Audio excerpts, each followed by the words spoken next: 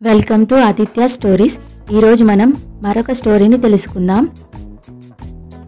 అనగనగా ఒక అడవిలో ఒక కప్ప, హంస, తాబేలు ప్రాణమిత్రులుగా ఉండేవారు. ఒకరోజు తాబేలుకు ఏదో పని ఉండి పక్క ఊరికి వెళ్ళింది. కప్ప, హంస మాత్రమే నది ఒడ్డున కూర్చొని మంచి చెడు మాట్లాడుకుంటున్నాయి. ఎటు నుంచి వచ్చాడో ఒక వేటగాడు హంస మీదకు హఠాత్తుగా వల విసిరాడు. అది చూసి కప్పకు ఏం చేయాలో తోచలేదు. సమయానికి తాబేలు కూడా పక్కన లేదు.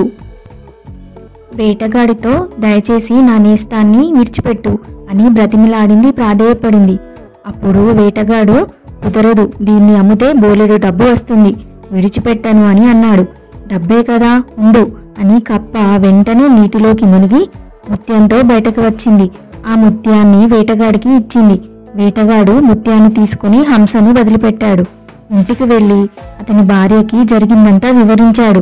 అతను చెప్పిందంతా విని భార్య ఆ కప్ప దగ్గర ఇంకొన్ని ముత్యాలు ఉండి ఉంటాయి, వెళ్ళి అవన్నీ తీసుకునిరా అని అన్నది.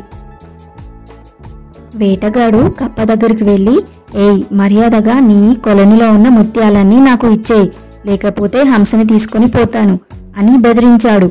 అది విన్న కప్ప, సరే, ఒక్కసారి నీ చేతిలో ఉన్న ముత్యాన్ని ఇస్తావా, అది చూసి అచ్చంగా అలాంటివే వెతికి తీసుకొస్తాను అని అడిగింది.